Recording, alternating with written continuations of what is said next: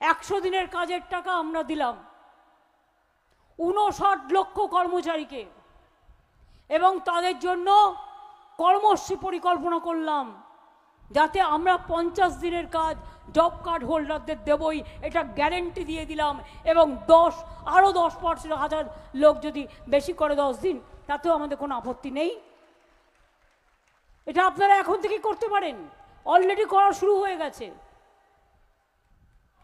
কৃষকদেরও আমরা, যার এক কাঠা জমিও আছে তাকেও 3-4 হাজার টাকা দিই।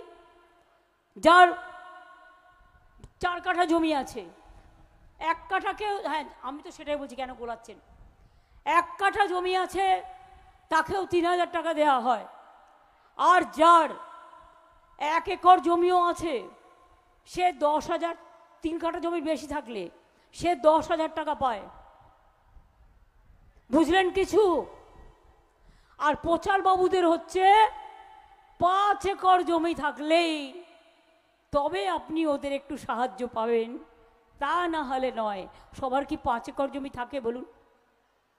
অত জমি থাকে? আমিও গ্রাম দেখেছি খুব ভালো, আমিও গ্রামে ছোটবেলাটা কাটিয়েছি। আমি জানি 1 কাঠা জমি কতটা হয়। 20 কাঠা জমিতে 1 বিঘে জমি হয়, তার উপর একর। ভালো করে মাপটা জানেন তো? এইভাবে চলছে।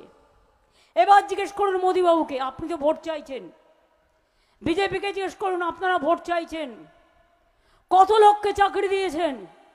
2 কোটি বেকারকে চাকরি দেবেন বলেছিলেন, একটা লোককে চাকরি দেননি, একটা লোককে নয়। আজকে ভারতবর্ষে বেকারের সংখ্যা সবচেয়ে বেশি। আর আমরা বাংলায় যখন চাকরি দিই, আপনারা কোর্টকে দিয়ে চাকরিগুলো খেয়ে নেন।